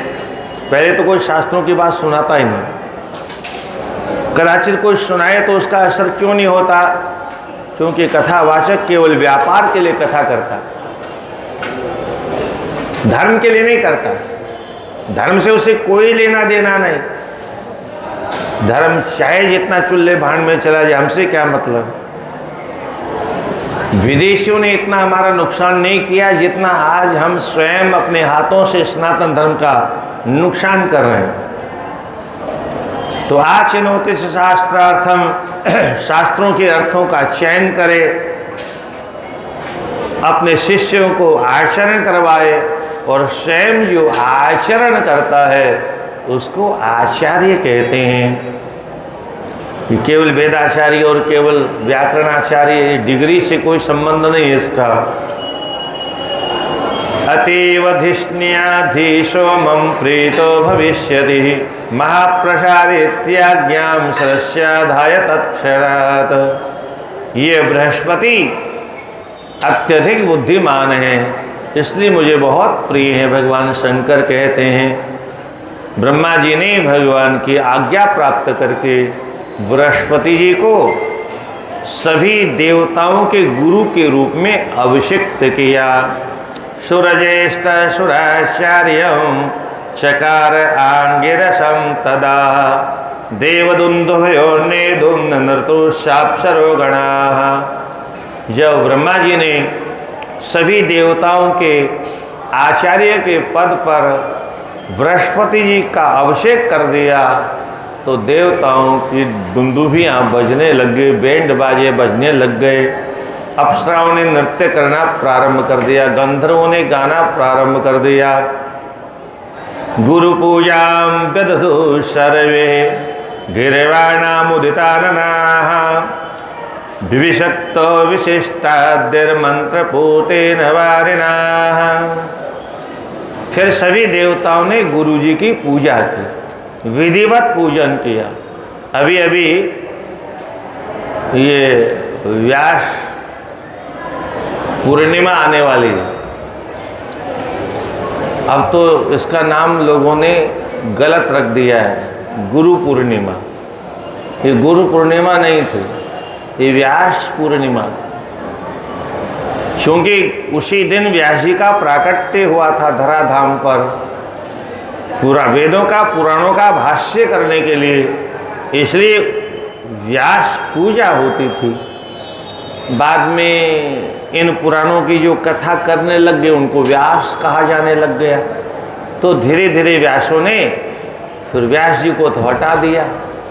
हमें तो व्यास हो गए, अब व्यास जी क्या जरूरत है। व्यास जी के खुद हम बैठ गए, तो हम ऐसा तो कैसे कहे तुम व्यास जी की पूजा करो, क्योंकि व्यास गद्दी पर तो उस समय होते नहीं। व्यास गद्दी पर तो व्यास होता है, नीचे होते हैं तो नीचे व्यास की पूजा कैसे करो। तो फिर गुरु जी की पूजा करो। ऐसे करते करते वो गुरु पूर्णिमा हो गई। तो गुरु जी की विधि पूर्वक सबने पूजा की, आनंद पूर्वक अभिषेक किया। वशिष्ठ आदि ऋषियों ने सबने पूजन किया। पूतेन वारिणः, पवित्र जल के द्वारा उनका अभिषेक हुआ, पूजन हुआ। पुनन्यंबरम प्रादाद गिरीशं पतये गिरां षण्वांगिरसद्धर्मात्मन देवीज्य कुलनंदन। पुनः भगवान भोलेनाथ ने गिराम पतये, वाणी के स्वामी, बृहस्पति का एक नाम है वागीश। क्या नाम है? वागीश। वाग ईश का मतलब वाग धन ईश, वागीश, वाणी की जो स्वामी है। ऐसे वागीश का पूजन किया और पूजन के बाद भगवान भोलेनाथ ने कहा, अब और वरदान मांगो मुझसे, मैं तुम्हें कोई भी वरदान मांगोगे अवश्य प्रदान करूँगा। तो हे कुलनंदन, देवी जी है धर्मात्मन आंगिरस श्रुत्वा, देवताओं के द्वारा पूजनीय बृहस्पति जी ने जब भगवान भोलेनाथ की ये वाणी सुनी तो क्या कहा, भवता स्थापित लिंगम सुबुद्धि परिवर्धनम बृहस्पतिश्वरी दीख्यातम काश्याम भविष्यति। भगवान, मैंने जिस लिंग का प्रतिष्ठापन किया है यह बृहस्पतिश्वर नाम से काशी में प्रसिद्ध हो। भगवान ने यही वरदान दिया। और गुरु पुष्य संयोगे लिंग में तत्समर्च्य च यत् करिष्यन्ति मनुजा तत्सिद्धि मदिधास्यति। गुरु और पुष्य नक्षत्र पर, अर्थात पुष्य नक्षत्र हो और गुरुवार हो, उस दिन इसका पूजन करने से मनुष्यों को विविध सिद्धियों की प्राप्ति होती है। बृहस्पतिश्वर लिंगम मया गोप्यम कलो युगे अस्य संदर्शनादेव प्रतिभा प्रतिलभ्यते। बृहस्पतिश्वर का पूजन करने से मनुष्य की बुद्धि का विकास होता है, प्रतिभावान होता है। चंद्रेश्वरा दक्षिण तो वीरेशा नृत्य स्थितम आराधिष्णे संबे गुरुलोके महीयते। चंद्रेश्वर के निकट उनके दक्षिण दिशा में और वीरेश्वर के नैऋत्य कोण में बृहस्पति का यह दिव्य मंदिर विद्यमान है। इनकी आराधना करने वाले गुरुलोक में अर्थात बृहस्पति के लोक में जाकर के निवास करते हैं। राधे राधे। जय राधे राधे गोविंद गोपाल राधे। जय राधे राधे। जय राधे राधे गोविंद गोपाल राधे। जय राधे राधे गोविंद गोपाल। जय राधे राधे गोविंद गोपाल राधे। जय राधे राधे।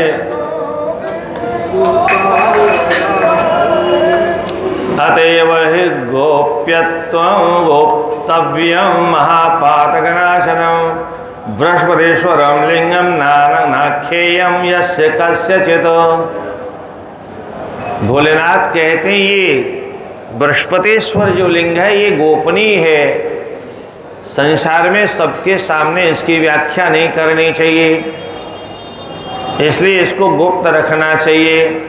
इति दत्त्वा वरान् देवस्तत्रैवान्तर्हितो भवन् द्रोहिणो गुरुणा सार्धं सेन्द्रापेन्द्रो बृहस्पतिम्।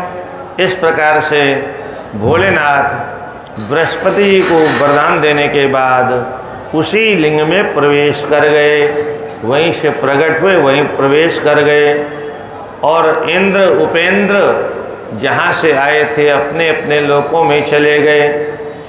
अस्मिन् पुरे विशिष्याथ विसृज्य इंद्रादिकान् पुष्टुरान् अलंशकार स्वं लोकम विष्णुना अनुमतो द्विज।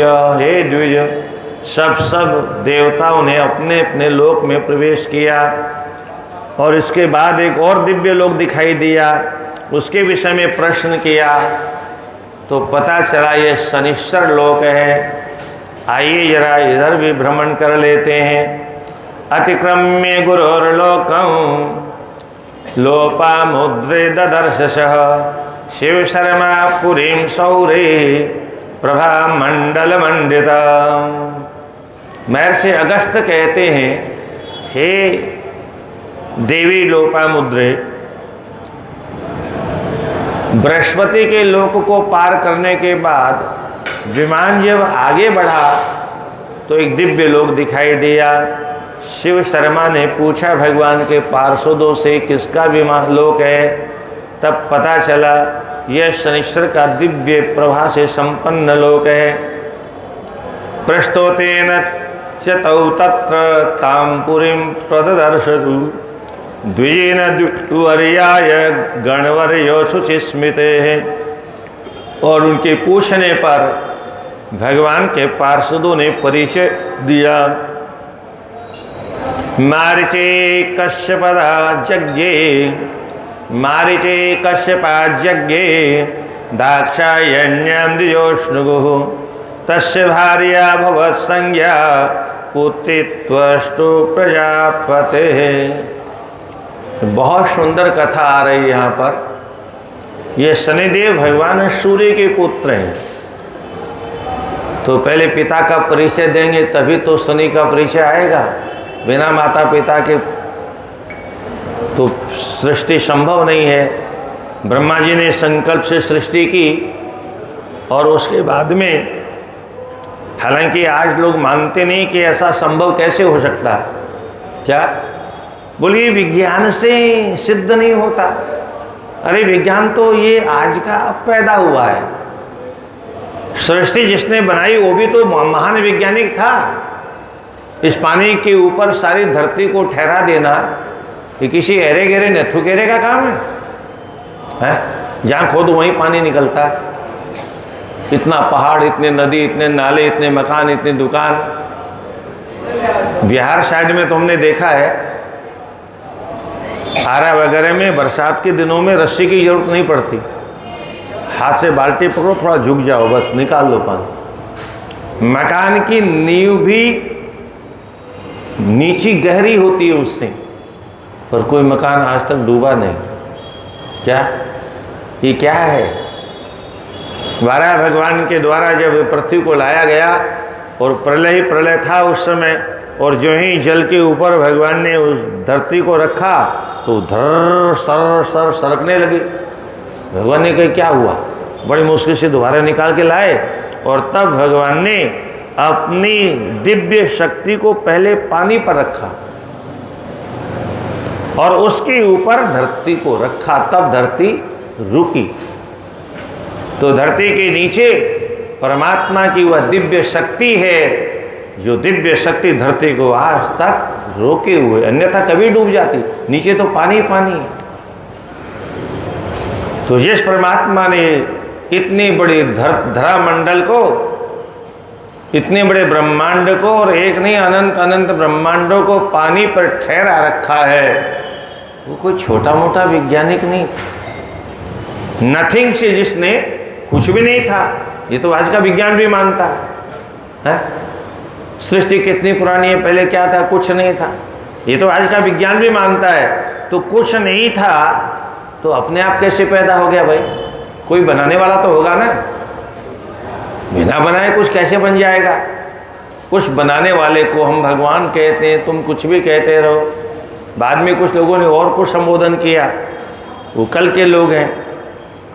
और आजकल तो ये और कहने लगे ये हमारा ही धर्म पुराना था, तो हमारे इन शास्त्रों में कई नाम बता दो। क्या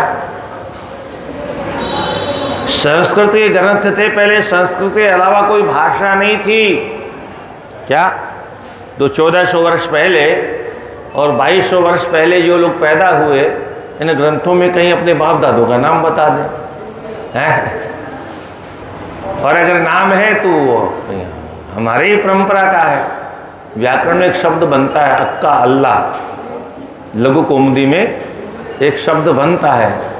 अब उसकी व्याख्या करने का समय नहीं, तो उसका शब्द बनता है हमारे यहाँ, क्योंकि हमारे यहाँ के अलावा दूसरे दुनिया में कोई शब्द है ही नहीं। जो कुछ है ये सनातन धर्म ही है, अनादि काल से चला आ रहा है। इसके बीच में शाखाएं फूट गई भाई। एक पेड़ की बहुत सी शाखाएं होती हैं। वृक्ष जब बहुत पुराना हो जाता तो शाखाएं बहुत हो जाती हैं। ऐसी तमाम पथ मत मतांतर बन गए। अब वो कहीं यही है, यही भगवान है, यही सबसे श्रेष्ठ है। तो ये तो ऐसा हुआ,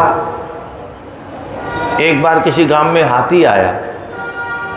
उस गांव में 4 अंधे रहते थे। पता चला हाथी आया, हाथी आया, हाथी आया है। उन्होंने कहा भैया हाथी कैसा होता, हमको भी दिखा दो। क्या? अंधों ने कहा हाथी कैसा होता है हमको भी भैया दिखा दो। तो एक आदमी लाइन से पकड़ के बोले चलो दिखा देते हैं।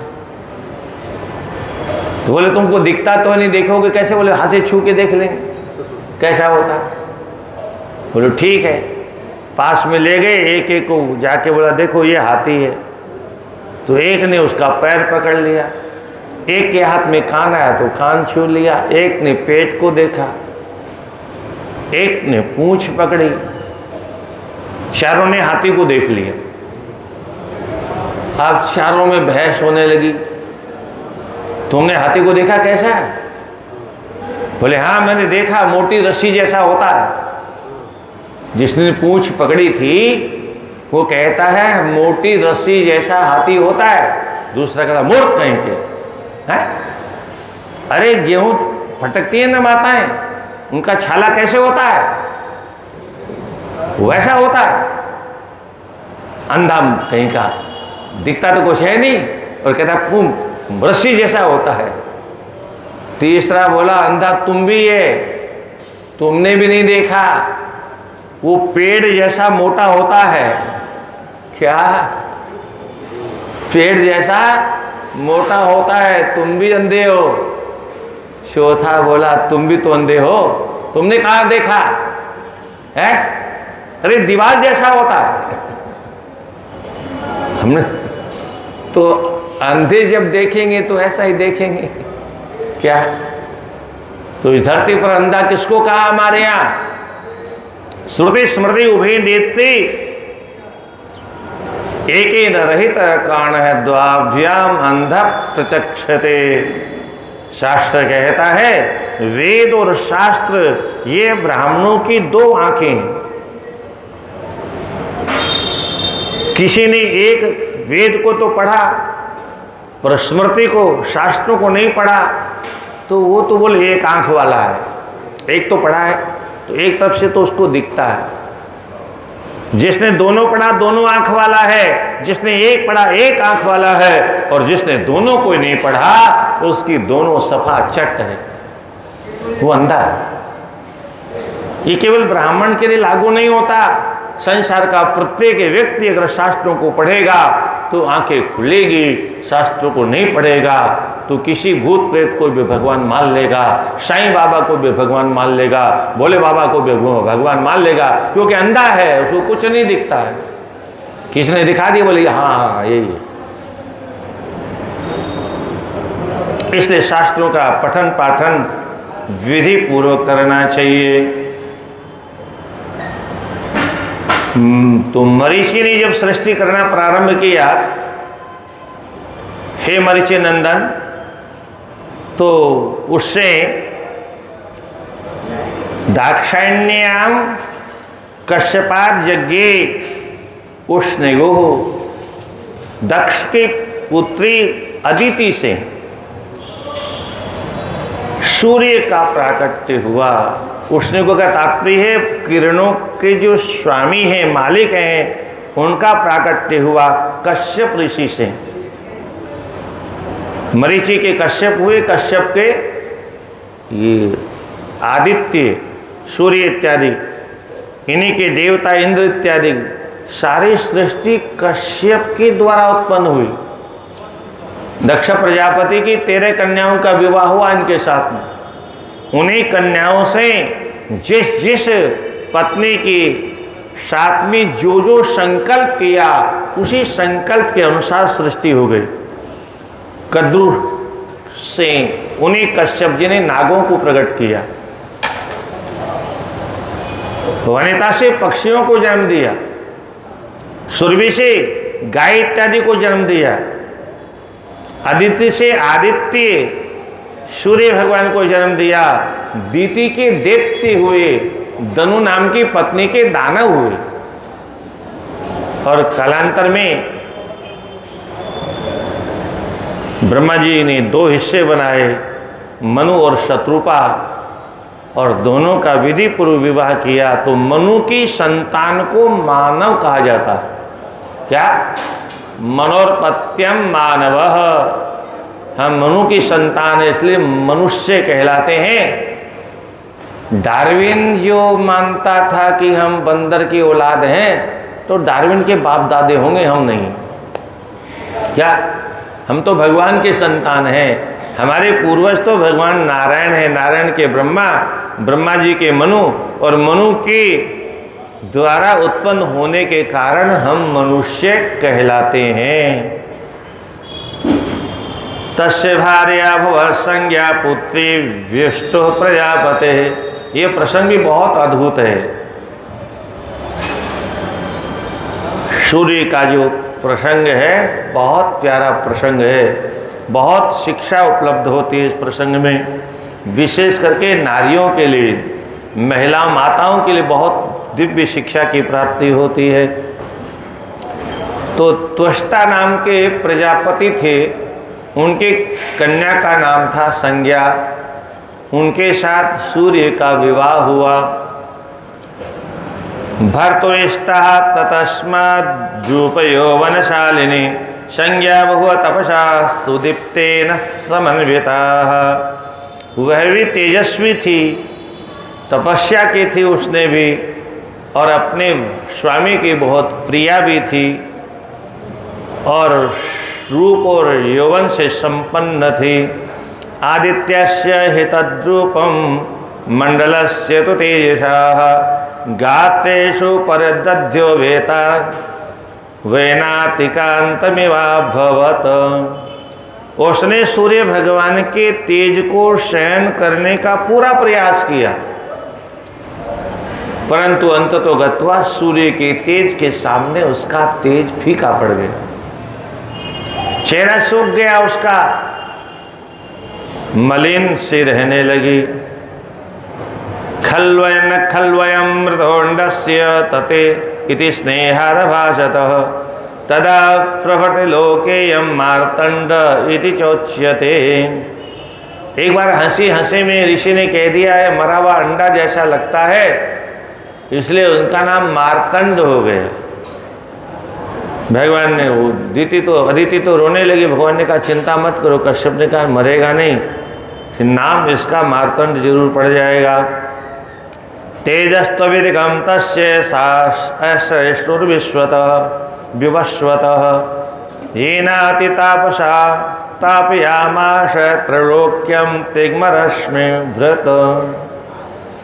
सूर्य भगवान का जो दिव्य तेज था उसको वह सहन नहीं कर पाई। क्या करूं, कैसे करूं, बहुत कठिनता से साथ में रहती थी। फिर भी उसके 3 संतानें हुई। उनका नाम सुनिए। त्रिण्यपत्यानि भो ब्रह्मन् संज्ञाया महसां निधि आदित्यो जनियामास कन्या 2 च प्रजापति। एक आदित्य के वैवस्वत मनु हुए और दूसरे पुत्र का नाम यमराज। यमराज इन्हीं का सूर्य भगवान के पुत्र का ही नाम है।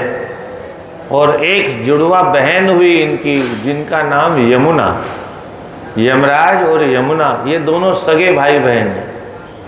और इसलिए एक बार हमारे मथुरा में एक बार बहन जी के पास में यमराज गए। क्या? यमदूतिया के दिन। तो बड़ा स्वागत सत्कार किया बहन ने भाई साहब का।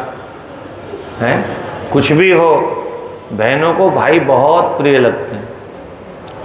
कितनी भी अच्छी ससुराल हो पर भाई जैसा है, भाई की याद अवश्य आती है। अब धीरे धीरे लीला खत्म होने जा रही है,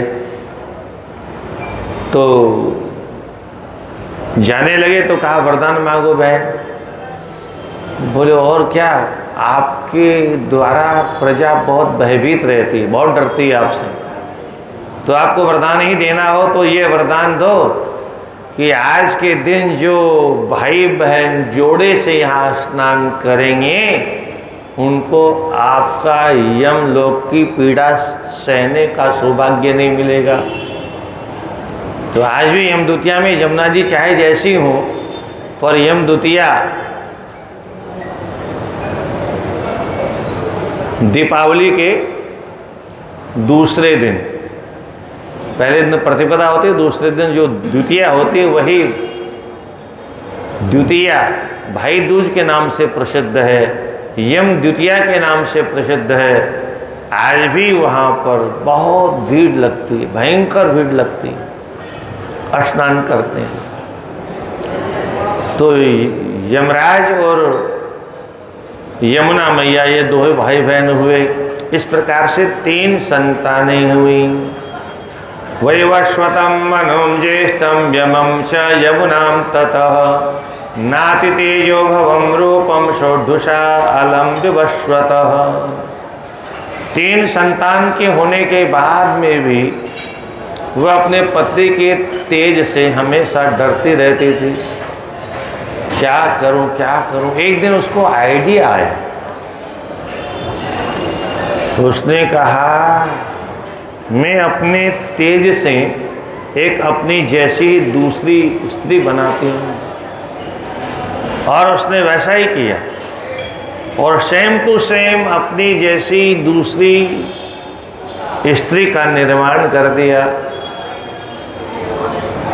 मायामयीं तच्छायां सवर्णां निर्ममेश्वतः प्राञ्जलिः प्रणता भूत्वा संज्ञां छाया तदा ब्रवीत।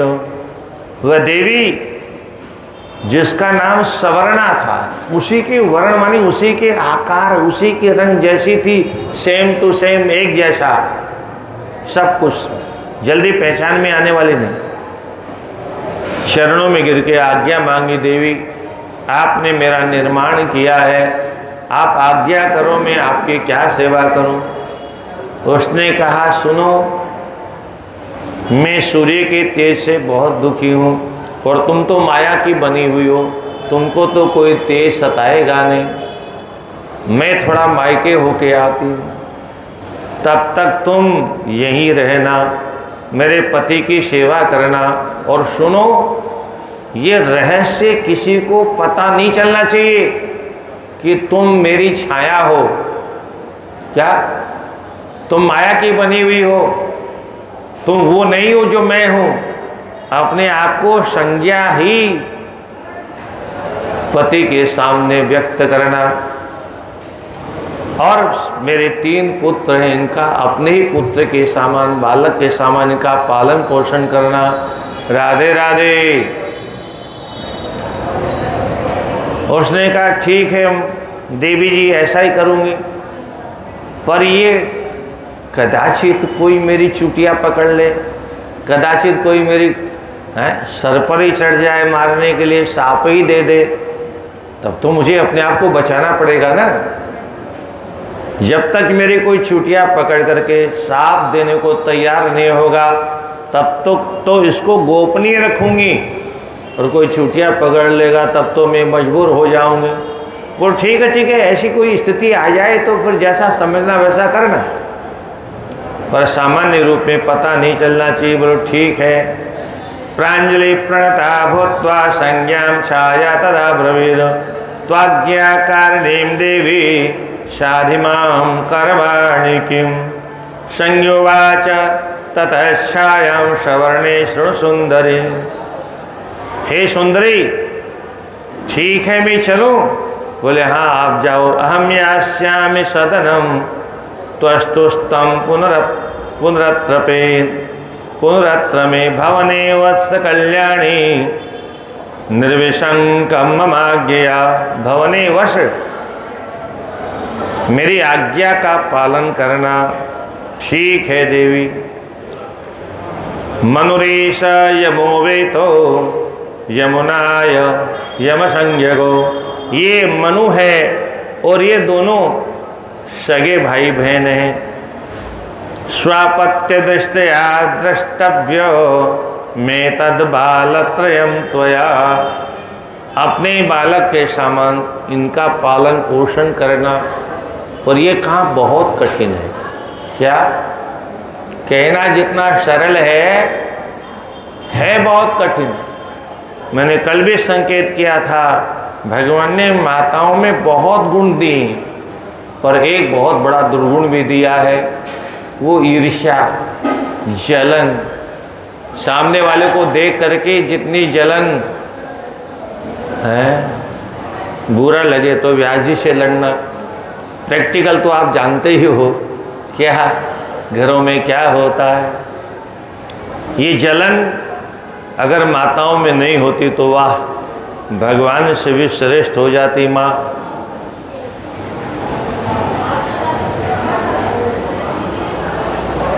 मनुरेश यमो वे, तो देवी चली गई और जाते समय देवी ने कह दिया, कोई मुझे चुटिया पकड़ के मजबूर नहीं करेगा तब तक मैं किसी को ये रहस्य नहीं बताऊंगी।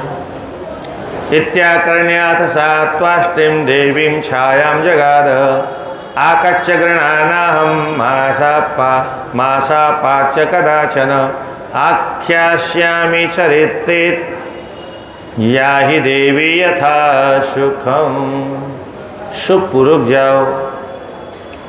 ऐसा जब निश्चय हो गया तो देवी जी चली गई। इत्यादिश्य सवर्णाम सा तथेत्युक्त्वा सवर्णया पितुरन्तिकमासाद्य नत्वा त्वष्टा मम ब्रवीत।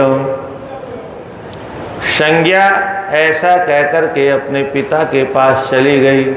अब ध्यान से सुनिए माताओं, क्या परंपरा थी हमारी और आज कौन सी परंपरा चल रही है। पुराने जमाने में विवाह के बाद कोई बेटी अकेली दरवाजे पर नहीं आ सकती थी। क्या जब आएगी तो जमाई बाबू के साथ दरवाजे पर आएगी, और अकेली कदाचित आ जाती थी तो गेट आउट, नो एंट्री। अकेली बेटी को घर में घुसने नहीं दिया जाता था। ये हमारे की परंपरा थी। बाद में पढ़ी लिखी माताएं तो, बिना पढ़ी लिखी माताएं तो गायब हो गई, पढ़ी लिखी मम्मियां आ गई हैं। वो मम्मी ने फोन दे दिया और कहा, बेटा तुम्हारी सास कुछ कह दे तो फोन कर देना, तेरे पापा को भेज दो। बताओ, माँ ऐसा नहीं कर सकती जैसा मम्मी कर सकती। क्या माँ अपनी बेटी का घर फोड़ेगी? अरे माँ तो अपनी बेटियों का घर बसाती है। पर ये पढ़ी लिखी मम्मियाँ नहीं जानते कि घर बसाना चाहिए कि उजाड़ना चाहिए है? ये आज लगभग सब जगह होने लग गया। इत्यादि सवर्णाशा तथेत्युक्त्वा सवर्णया पितुरन्तिकमासाद्य नत्वा त्वाष्टम अब्रवीत। सीधी पिताजी के यहाँ जाके प्रणाम किया, और जो ही प्रणाम किया तो थोड़ी देर तो प्रतीक्षा करते रहे, जमाई बाबू आ रहे होंगे, आ रहे होंगे, आ रहे होंगे, पर बहुत देर तक के बाद में भी नहीं आए। बोले तो जमाई बाबू कहाँ? बोले वो नहीं आए। तो तुम अकेली आई हो? बोले अच्छा, कैसे आई? तो बोले मुझे उनका तेज सहन नहीं होता, इसलिए मैं उनके साथ नहीं रहूंगी। हरे राम राम राम राम। इतना सुनना था, पिताजी ने धक्का देके बाहर कर दिया। क्या? हाँ, पिता सोढ़ुम न शक्नोमि तेजस्तेजो निधिरहम् तीव्रम तस्य आर्यपुत्रस्य काश्यपस्य महात्मनः। हे पिताजी, आर्यपुत्र कश्यप नंदन का तेज बहुत तीव्र है, मेरा सारा शरीर जल भुन जाता है। इसलिए मैं उनके साथ रह नहीं सकती, इसलिए उनको छोड़ के आ गई हूँ। निशम्योदीरितं तस्या पित्रा निर्भस्यता बहु भर्तु समीपम याहि ते नियुक्ता सा पुनः पुनः। अरे दुष्टे, अगर पति के साथ आई होती तो तुम्हारा यहाँ स्वागत था, सत्कार था। अकेली आई हो, जाओ अपने पति के घर वापस, यहाँ कोई गुंजाइश नहीं। उसने बहुत बार प्रार्थना की, पिताजी मेरी बात सुनो। बोलो कुछ भी नहीं सुनना है, कोई गुंजाइश ही नहीं है सुनने की। अब आगे ये जो हमारी परंपरा थी उसका क्या दशा हो गई है। और ये लौट करके भी नहीं जाती है, क्योंकि वहाँ से मैं एक देवी को छोड़ के आ गई। तो वहाँ तो पहले से सोच बैठा के आई हूँ, अब सोच के पास जाऊँ तो कैसे जाऊँ, और वहाँ जाऊँ तो कैसे जाऊँ, कौन सा मुँह दिखाऊँगी। पिता मेरे को रखने को तैयार नहीं, मैं कहाँ जाऊँ। मेरी युवावस्था है, मेरा दिव्य सौंदर्य है, मैं कैसे अपने आप को सुरक्षित रख पाऊँगी। तो कैसे वो घोड़े का रूप धारण करके जंगल में विचरण करती है, घास खाती है, और कदाचित बाद में कैसे रहस्य सामने आता है। और तब सूर्य ससुराल पहुँचते हैं, और वहाँ जब असली बात का पता चलता है, यहाँ एक शब्द आया आर्यपुत्र है। ये जब आर्यपुत्र यहाँ आता है तो मैं बार बार कहा करता हूँ, विदेशों से कुछ लोग आए और हमको बाहर का घोषित कर गए। क्या?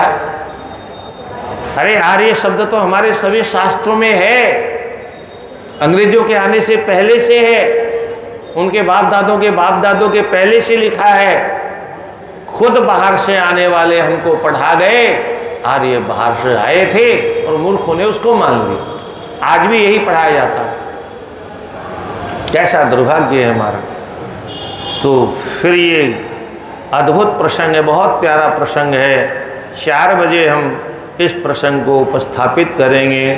श्रीमन् नारायण नारायण नारायण, श्रीमन् नारायण नारायण, भजमन नारायण नारायण नारायण, भजमन